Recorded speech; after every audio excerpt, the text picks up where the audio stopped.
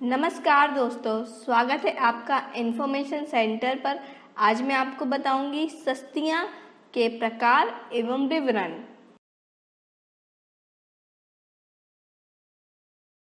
Rail सेवक अनुशासन एवं अपील नियम 1968 के नियम 6 के अनुसार उचित एवं पर्याप्त कारणों के होने पर दंड दिए जा सकते हैं।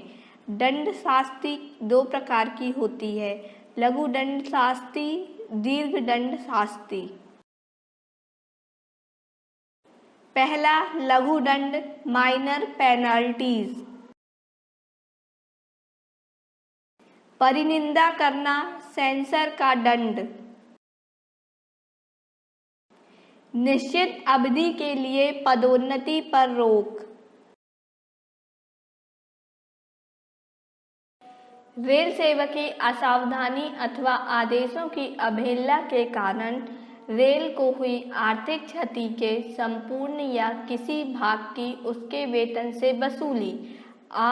सुविधा पास या सुविधा टिकट आदेश या दोनों पर रोक। 3 साल से कम अवधि के लिए समय वेतनमान के निचले स्तर पर वेतन के बिना किसी संचित प्रभाव से अवनति जिसका पेंशन पर प्रतिकूल प्रभाव न पड़े।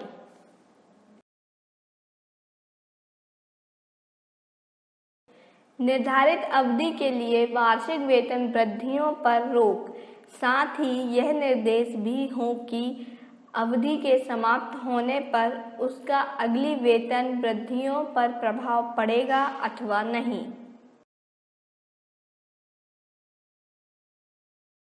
दीर्घ दंड शास्ति मेजर पेनाल्टीज।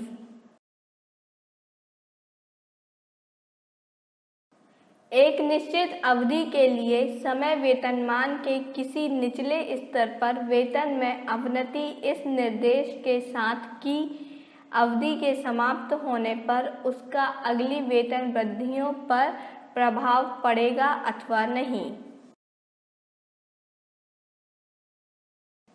शास्ति के आदेश में विनिर्दिष्ट अवधि के लिए वेतन काल वेतनमान में अवनति उस पद या सेवा में जिसमें वह अवनत किया गया था, जो उस रेल सेवक की ऐसी विनिर्दिष्ट अवधि के समाप्त हो जाने पर पदोन्नति पर क्या का समय वेतनमान ग्रेड पद या अवनति के अवधि रेल सेवक की भविष्य की वेतन वृद्धियों को स्थगित करने के लिए लागू होगी और यदि ऐसा है तो किस सीमा तक। और रेल सेवक उच्चतर समय वेतनमान ग्रेड पद या सेवा में अपनी मूल वरिष्ठता पुनः प्राप्त करेगा या उसकी वरीयता और वेतन पर क्या प्रभाव पड़ेगा। अनिवार्य सेवानिवृत्ति। सेवा से पदच्युति रिमूवल फॉर सर्विस जो सामान्यतः भविष्य में भारत सरकार अथवा रेल प्रशासन के अधीन पुनः नौकरी पाने के लिए अयोग्यता नहीं मानी जाएगी।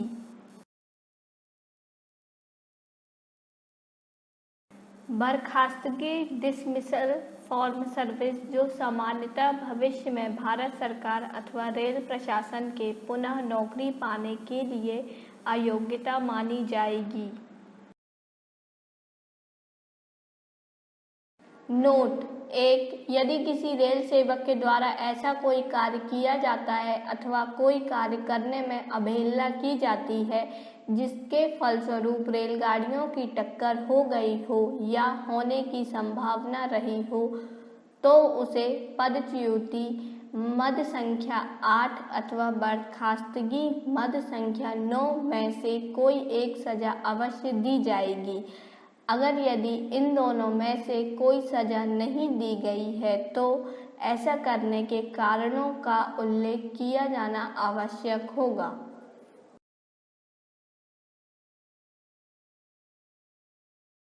2, यदि कोई रेल सेवक केवल खतरे के संकेत डेंजर सिग्नल की अवहेलना करता है तो उसे नियम 6 के उपनियम 5 से 9 अर्थात क्रमशः वेतनमान के निचले स्तर पर वेतन की अवनति, निचले वेतनमान में अवनति, अनिवार्य सेवानिवृत्ति, पदच्युति अथवा बर्खास्तगी में से कोई सजा दी जाएगी और यदि उनमें से कोई सजा नहीं दी गई हो तो ऐसा करने के कारणों का उल्लेख करना होगा।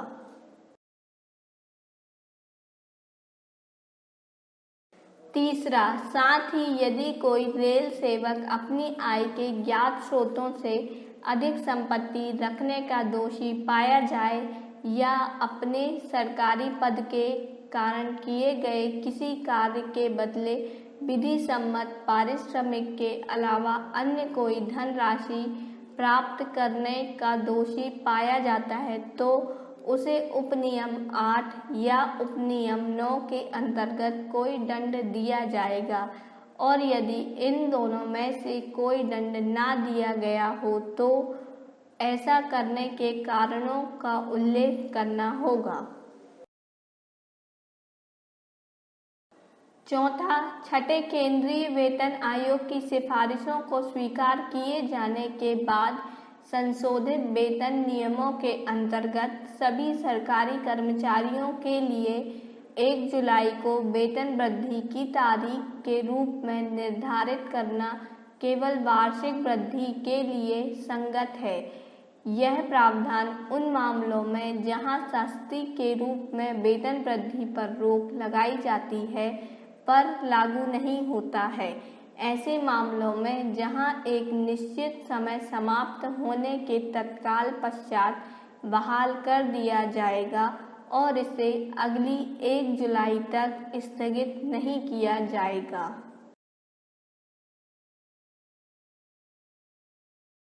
यदि शास्ति की अवधि समाप्त होने के बाद आगे आने वाली 1 जुलाई तक संबंधित रेल सेवक ने 6 माह की निर्धारित अर्हक सेवा अर्जित कर ली है तो वह शास्ति की अवधि समाप्त होने के बाद आगे आने वाली इस 1 जुलाई को अगली वेतन वृद्धि पाने का हकदार भी होगा। इस तथ्य के बावजूद भी कि उस पर लगाई गई शास्ति का उसकी भावी वेतन वृद्धियों पर स्थानात्मक प्रभाव था।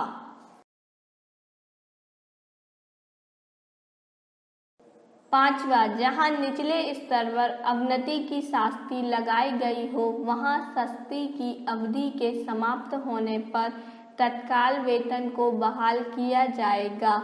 जहां तक अगली वेतन वृद्धि जारी करने का संबंध है वह भी शास्ति की अवधि को समाप्ति के शीघ्र पश्चात प्रदान कर दी जाएगी यदि संबंधित व्यक्ति ने शास्ति की अवधि समाप्त होने की तारीख से पूर्व 1 जुलाई को 6 माह की निर्धारित अर्हक सेवा पूरी कर ली है।